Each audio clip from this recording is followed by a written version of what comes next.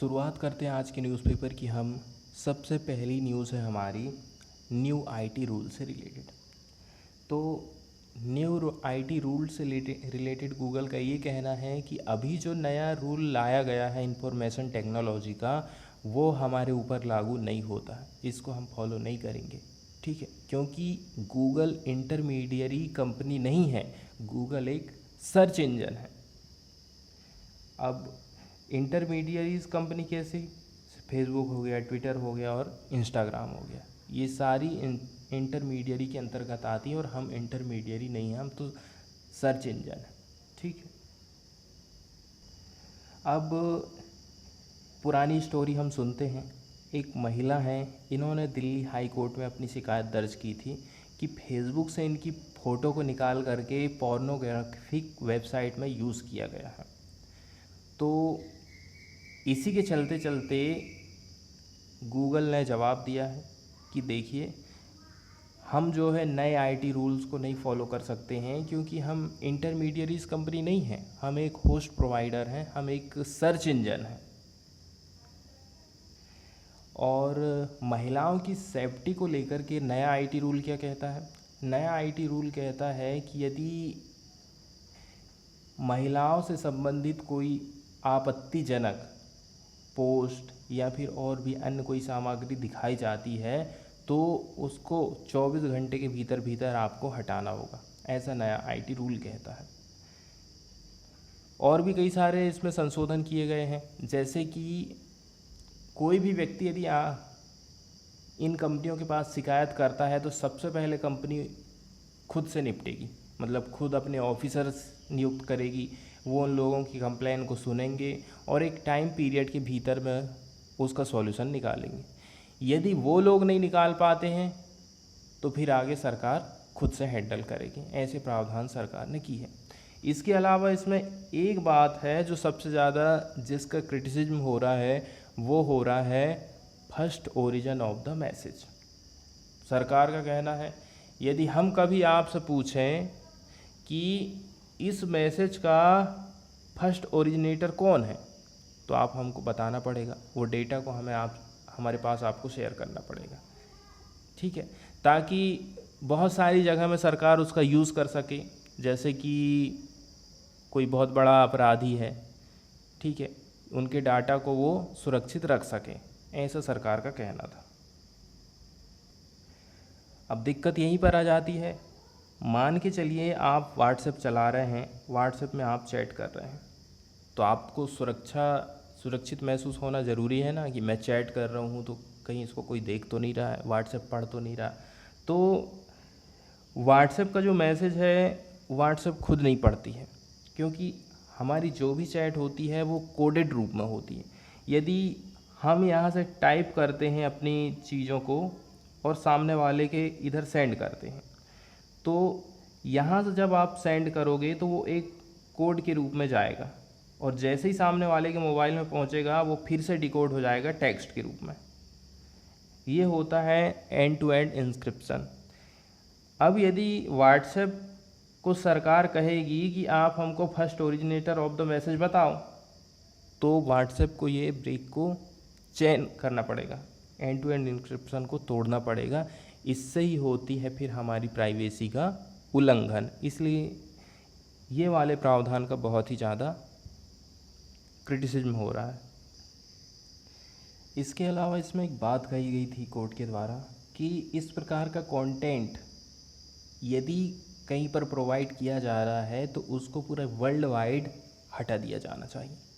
तो इसको लेकर गूगल का ये जवाब है कि देखिए, जो चीज़ें आपके यहाँ पर मान्य नहीं हैं, ठीक है, वो चीज़ें दूसरे देशों में तो मान्य हैं, इसलिए वर्ल्ड वाइड कुछ ऐसे रूल्स हैं जिनको हम फॉलो नहीं कर सकते हैं, ऐसा गूगल की तरफ से कहा गया था। इसके बाद वाली न्यूज़ हम देखने वाले हैं फ़लस्तीनी और इंडिया के रिलेशन से रिलेटेड। अभी अभी इजराइल और फ़िलिस्तीन का युद्ध समाप्त हुआ है। तो युद्ध में जो निर्दोष व्यक्ति इस युद्ध के द्वारा यदि मारे गए हैं तो यूएन ने कहा था कि ये एक अपराध है और इसकी सज़ा आपको मिलेगी, इसकी जांच हम करवाएंगे, ऐसा यूएन ने कहा था। तो इसी को लेकर के पैलेस्टाइन या फिर फ़लस्तीन ने भारत की तीव्र आलोचना की है। ठीक है, भारत जिस प्रकार से इस मुद्दे से दूर रह रहा है, ये फ़लस्तीन को अच्छा नहीं लगता है। इसके बाद वाली न्यूज़ हमें देखना है सुप्रीम कोर्ट से रिलेटेड। सुप्रीम कोर्ट ने सरकार से जवाब मांगा है कि अलग अलग प्राइस में जो कंपनियां बेच रही हैं अपनी वैक्सीन को, ऐसा क्यों है? आपको सस्ते में क्यों दे रही हैं? स्टेट गवर्नमेंट को क्यों महंगा बेच रही हैं और प्राइवेट कंपनीज़ को वो क्यों महंगा बेच रही हैं?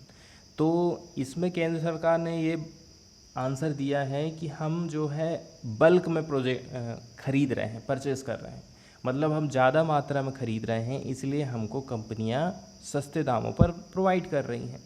तो इसी के चलते चलते केंद्र सरकार ने कहा है कि आर्टिकल जो 14 कहता है राइट टू इक्वालिटी, ठीक है, समानता का अधिकार है। तो जब ऑलरेडी स्टेट और यूनियन टेरिटरी के ऊपर इतना ज़्यादा बर्डन लदा हुआ है और ऊपर से यदि वो वैक्सीन का भी प्राइस अलग अलग उनके ऊपर डालोगे तो कैसे काम चलेगा? आप एक काम करिए, आप खुद ही सारी वैक्सीन को परचेज़ कर लीजिए, ऐसा सुप्रीम कोर्ट ने कहा है। अब देखो, अलग अलग प्राइस में वैक्सीन बनाने वाली कंपनियां अपनी दवाई को बेच रही हैं, जैसे कि 150 रुपये में केंद्र सरकार को दे रही हैं और स्टेट गवर्नमेंट को दे रही हैं 300 रुपये से लेकर के 600 रुपये तक। तो इसमें इक्वालिटी तो दिखाई नहीं देती है। आगे इसमें ये बात बताई गई है कि 2021-22 35,000 करोड़ रुपया वैक्सीन को प्रोक्योर करने के लिए निर्धारित किया गया। तो ये पैसा कहाँ कहाँ पर आपने स्पेंड करे हो और इसी पैसे को आप जो 18 से 40 एज वाली जो ग्रुप है उसको लगाने में यूज़ क्यों नहीं कर रहे हो? इसके बाद सेडिशन लॉ से रिलेटेड एक न्यूज़ आई है। विनोद दुआ के ऊपर देशद्रोह का कानून दर्ज किया गया था। ठीक है, इन्होंने सरकार की आलोचना करी थी, उसी को लेकर के बीजेपी के एक नेता हैं, उन्होंने इनके ऊपर केस दायर किया था राष्ट्रद्रोह का।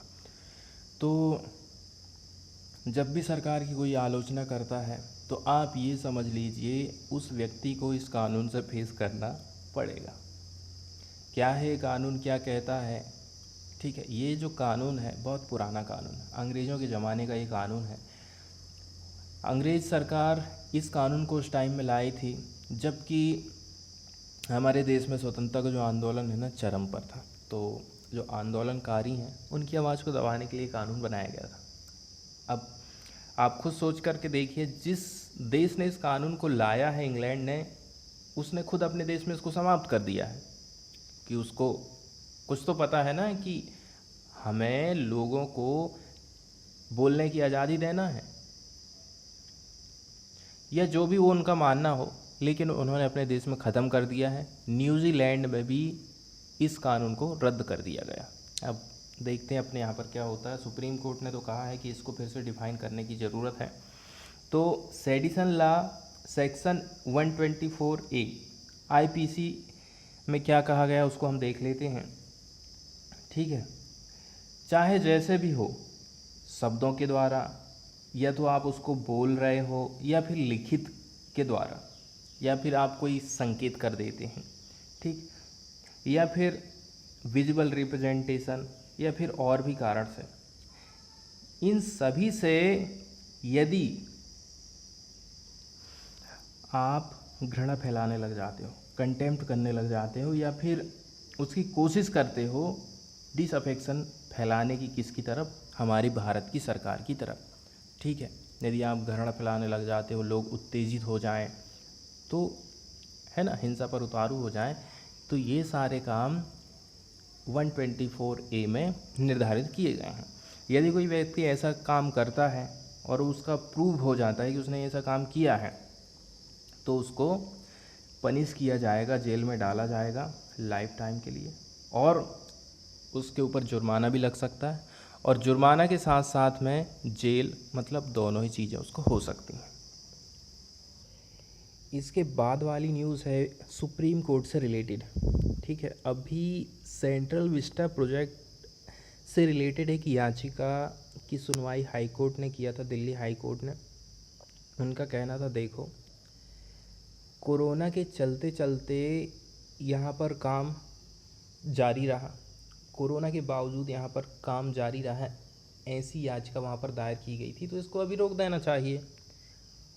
हाई कोर्ट ने इसको मना कर दिया था। उनका कहना था, देखो जब सुप्रीम कोर्ट ऑलरेडी से डिसीजन दे चुके, हरी झंडी दे चुकी है, तो हम इसको कैसे मना कर सकते हैं, ऐसा हाई कोर्ट का कहना था।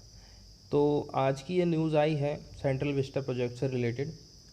सुप्रीम कोर्ट में भी अब जो वर्डिक्ट हाई कोर्ट के द्वारा दिया गया उसको चैलेंज किया गया है कि कोरोना में जब सब कुछ रिस्ट्रिक्शन लगा हुआ था, लोगों का आना जाना बंद था, लॉकडाउन लगा हुआ था, इसके बावजूद सरकार तो कह रही है कि लोग वहीं पर ठहरे हुए थे और वहीं के लोगों ने काम करे हैं, लेकिन बाहर से लोगों को लाया गया है और उनसे काम करवाया गया है, ऐसा इस याचिका में कहा गया है। अब हाई कोर्ट की याचिका के बारे में सुन लीजिए। दिल्ली हाई कोर्ट ने ऐसा कोई रीज़न नहीं पाया कि जिससे वो कंस्ट्रक्शन एक्टिविटी को सस्पेंड कर सकें, क्योंकि वर्कर जो लोग थे वो प्रोजेक्ट साइट पर रह रहे थे। उन्होंने ये कंक्लूड किया कोविड-19 के प्रोटोकॉल को, ठीक है, और कोविड-19 के एप्रोप्रिएट व्यवहार को यहाँ पर फॉलो किया गया था। इसके चलते चलते हम ये काम को नहीं रोक सकते।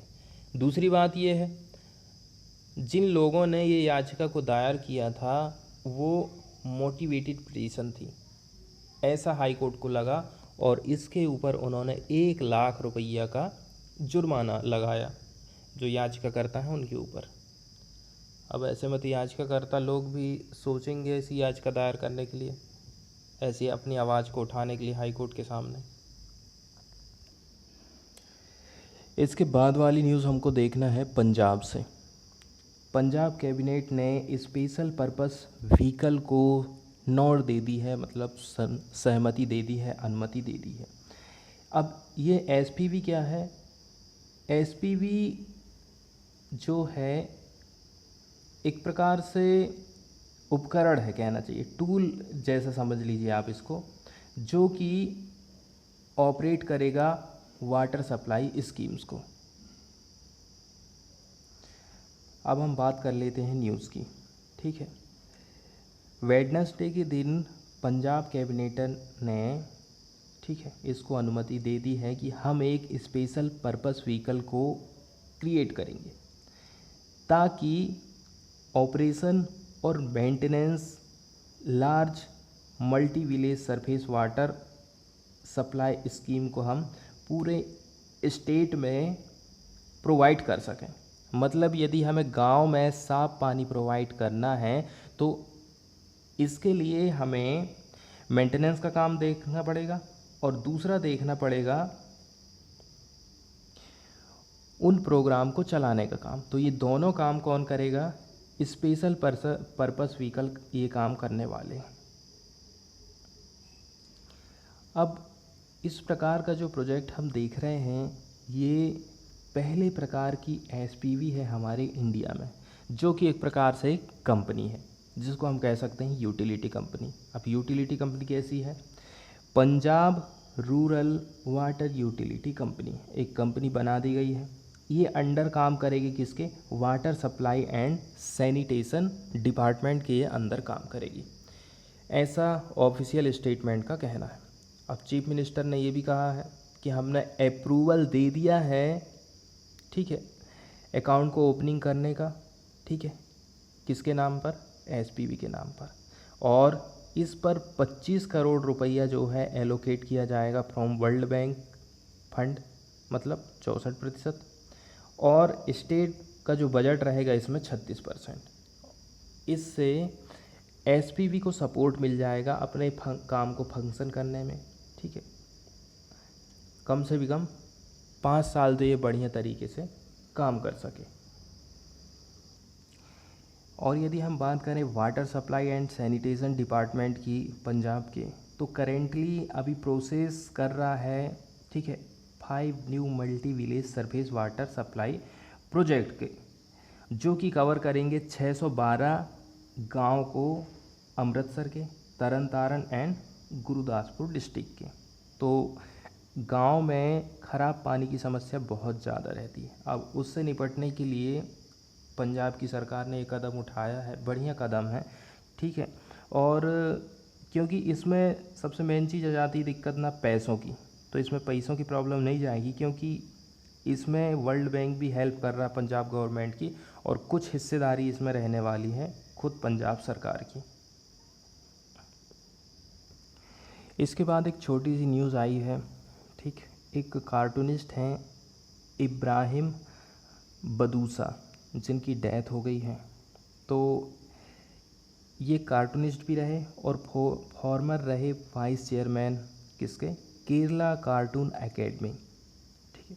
इनकी डेथ हो गई है अलुवा केरला में वेडनेसडे दिन। इनकी एज 37 थी और ये जो है अंडरगोइंग ट्रीटमेंट में चल रहे थे पोस्ट कोविड-19 कॉम्प्लिकेशन से, ठीक है, अलुवा तालुक हॉस्पिटल से। और ये फेमस रहे थे, चर्चा में रहे थे, क्यों? क्योंकि ये एक्टिव रोल प्रोवाइड कर रहे थे अपना कोविड-19 से अवेयरनेस फैलाने के लिए, ठीक है, अपने कार्टूनों के माध्यम से। इसके बाद वाली न्यूज़ महाराष्ट्र से है। महाराष्ट्र ने फाइनेंशियल हेल्प प्रोवाइड करने का सोचा है ऐसे बच्चे जिनके मम्मी पापा की डेथ हो गई है कोविड-19 के कारण। तो यदि किसी एक मेंबर की डेथ पहले ही हो चुकी थी, फिर दूसरे मेंबर की डेथ यदि कोरोना के चलते चलते होती है, तो उन लोगों को भी इस योजना का लाभ मिलने वाला है।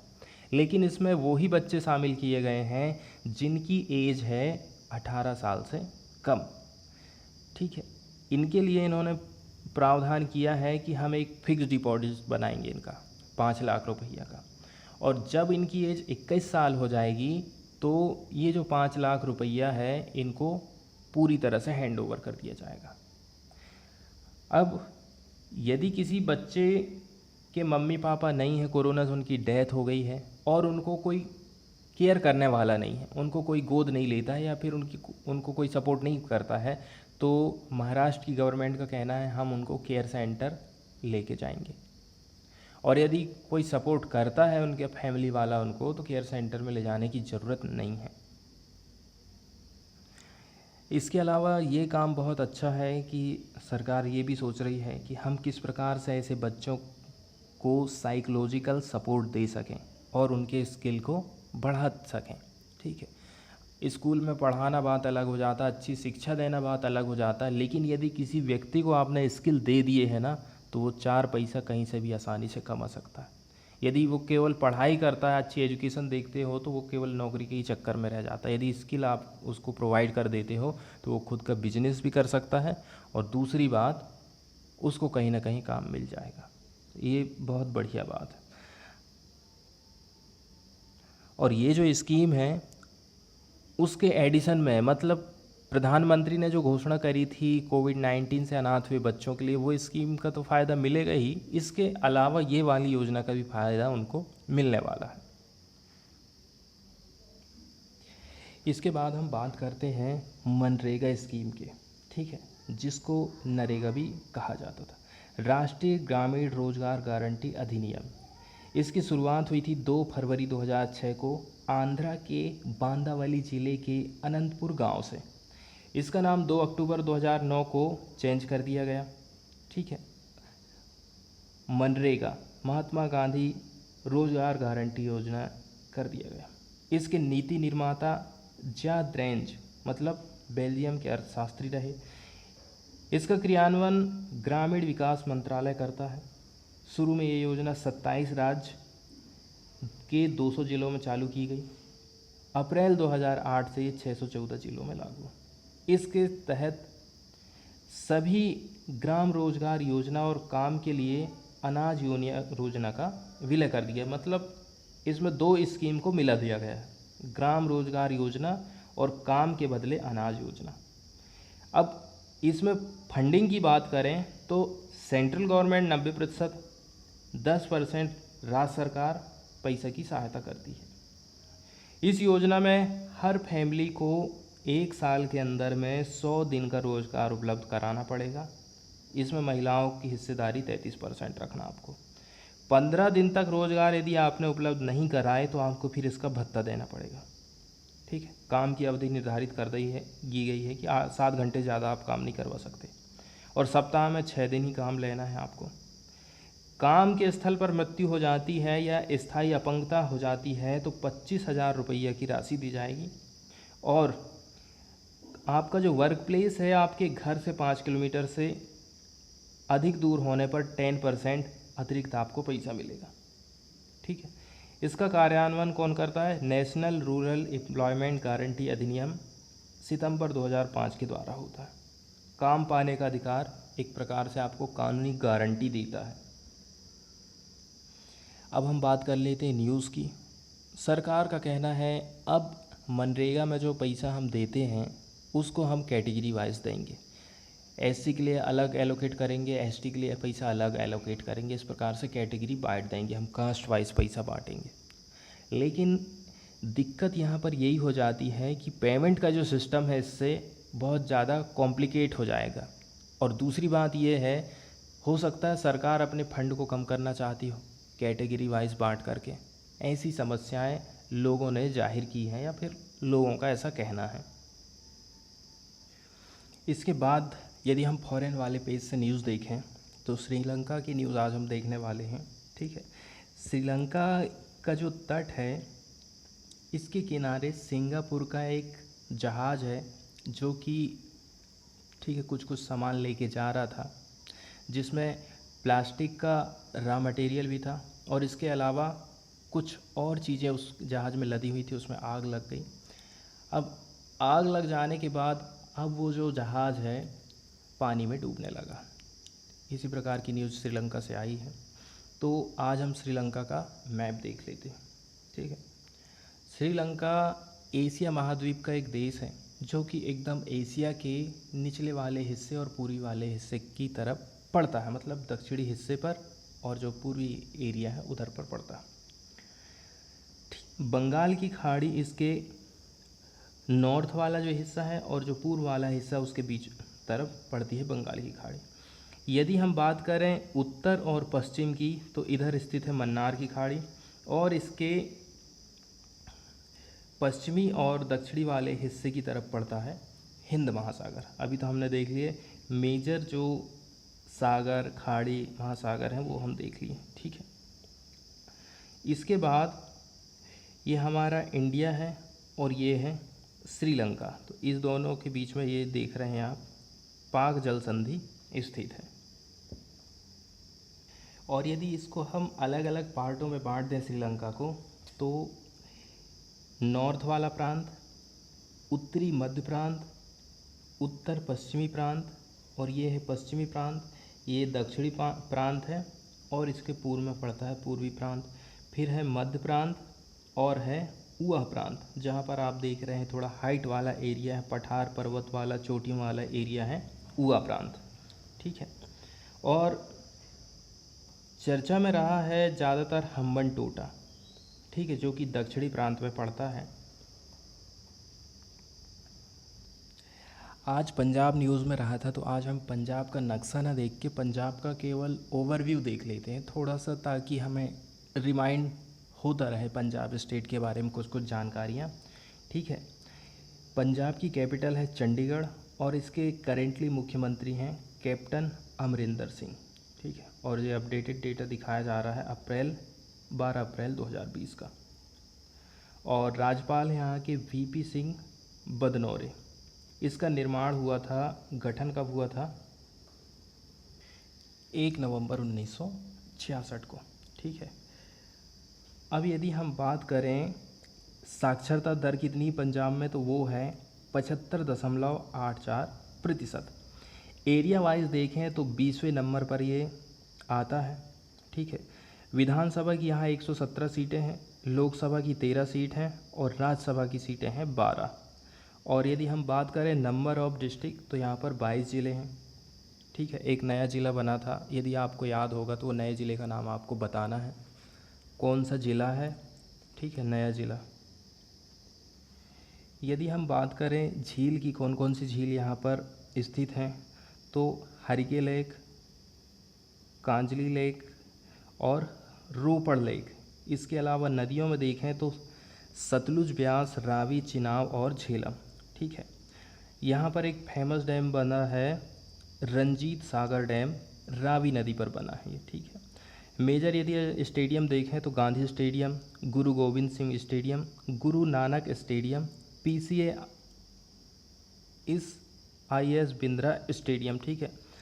और मेजर जो फेस्टिवल है पंजाब के वो है बैसाखी और लोहड़ी। और यदि लोक नृत्य की बात करें तो भांगड़ा, गिद्धा, ठीक है, करथी, किकली और सामी। अब हम बात करते हैं वन्य जीव अभ्यारण्य की। तो Abohar wild life sanctuary, Abohar wild life sanctuary. इसके बाद है बरबोदासोन वाइल्ड लाइफ सेंचुरी। ठीक है, ठीक है। इसके बाद है बीर दोसांझ वाइल्ड लाइफ सेंचुरी है, बीर गुरुदयालपुर वाइल्ड लाइफ सेंचुरी, बीर मेहासवला वाइल्ड लाइफ सेंचुरी, बीर मोतीबाग वाइल्ड लाइफ सेंचुरी। ज़्यादातर बीर वर्ड ही इसमें यूज़ किया गया है।